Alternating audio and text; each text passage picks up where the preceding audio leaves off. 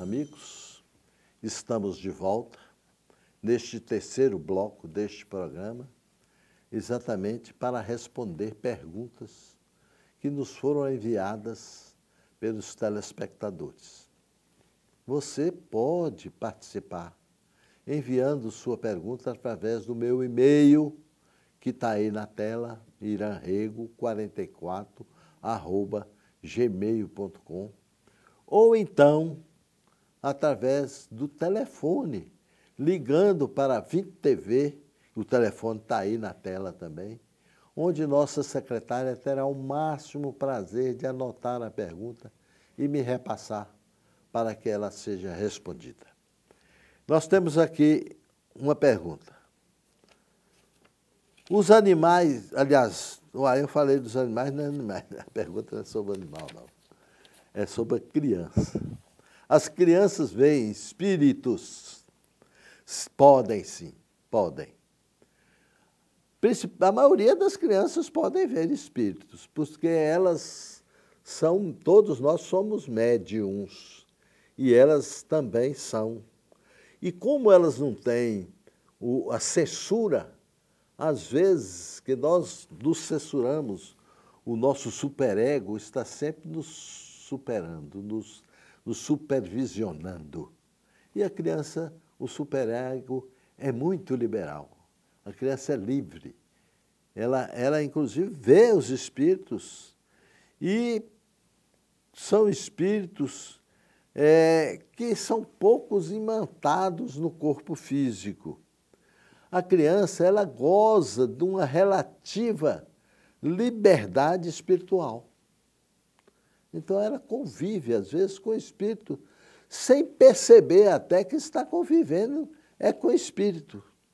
À medida que crescem, essa imantação espiritual vai aumentando, a imantação do espírito com o corpo físico, e elas perdem a capacidade de ver espíritos ou de relacionar com espíritos por causa da própria censura que elas fazem a elas mesmas.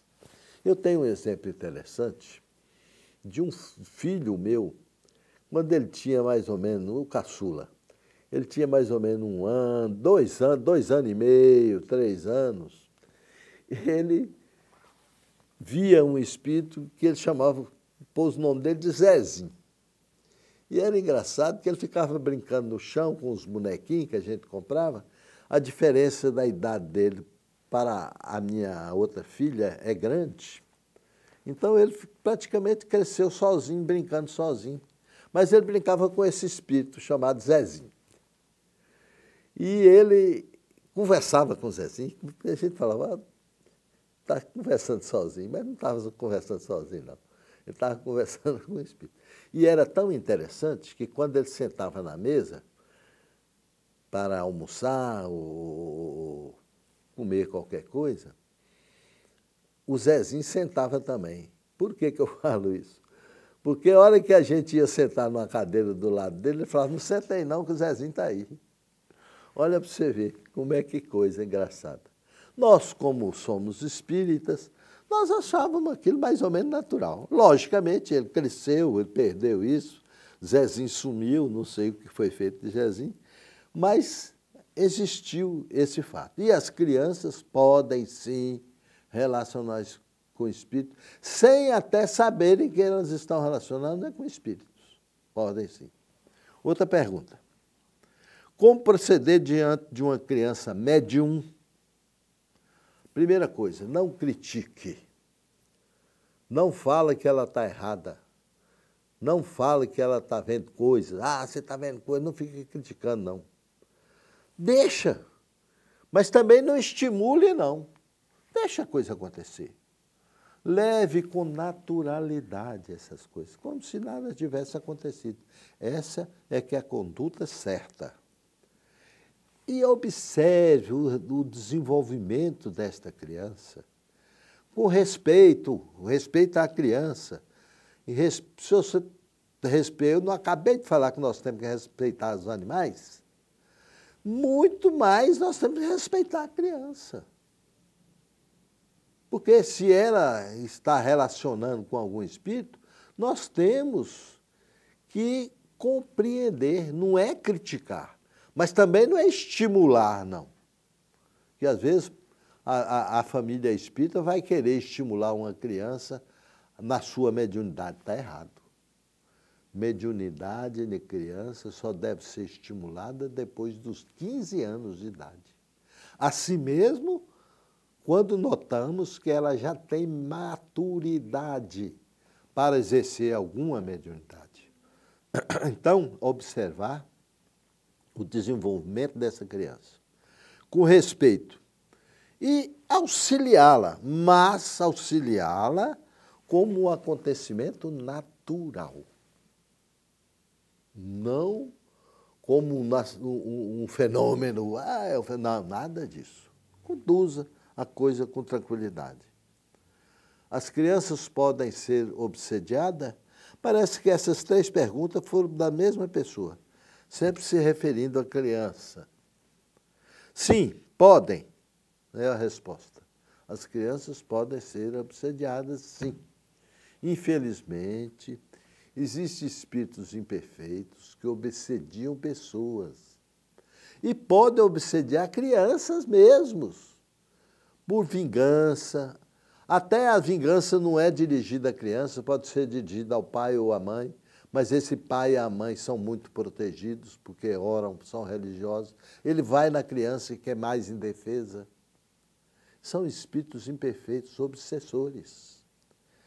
Então, a criança é fisicamente mais fraca e os espíritos dessa criança também estão numa fase de inexperiência. Mas é preciso lembrar que esse espírito que está nessa criança já teve várias encarnações, reencarnações anteriores, e que ele pode ter cometido erros. Erros esses que podem ter despertado a vingança de algum espírito que ele fez mal. Então, é preciso que nós, principalmente os pais que são espíritos, observem com cuidado essas crianças, para que elas possam, na verdade, ser auxiliadas com habilidade, sem alarde, sem falar que é um fenômeno, sem elogiar, mas também sem criticar. Conduz a coisa com naturalidade. É isso que nós temos que fazer. Mas a criança, ela pode ser médium. E como médium, ela pode ver espírito, ela pode ouvir espírito. E ela pode receber, inclusive, obsessores em vingança para os pais. Eu, uma hora, vou contar um caso. Eu conheci uma moça que ficou paralisada de uma perna. O pai era médico, levou ela em todos os médicos, ninguém descobriu o porquê da paralisia. Levou no centro espírita, descobriu-se que era um espírito que tinha paralisado. Ela já estava andando de muleta. Foi feito o tratamento espiritual, essa moça voltou a andar normalmente. Era um espírito que queria vingar da mãe, porque a mãe tinha sido esposa dele numa encarnação anterior e estava casada agora com outra pessoa e ele ficou com ciúme. Esse espírito não conseguiu atingir a mãe e nem conseguiu atingir o marido dela, que era até médico, ortopedista, até, certo? E não foi na filha, que era adolescente, tinha 12 ou 13 anos. E ela ficou paralisada de uma perna. E ninguém descobriu por quê. Fomos ver, era um obsessor. Então, por isso é que nós temos que observar com cuidado. E assim, meus amigos, nós encerramos mais este programa Colunas de Luz, desejando a todos muita paz, muita luz. E, desta forma, eu gostaria também de pedir a todos vocês muita consciência. Nós estamos nos aproximando das eleições, muita consciência ao votar. Não sei até se esse programa vai ao ar antes ou depois das eleições, mas eu espero que todos nós temos a consciência de estarmos fazendo a coisa certa. Muito obrigado a todos e até o próximo programa.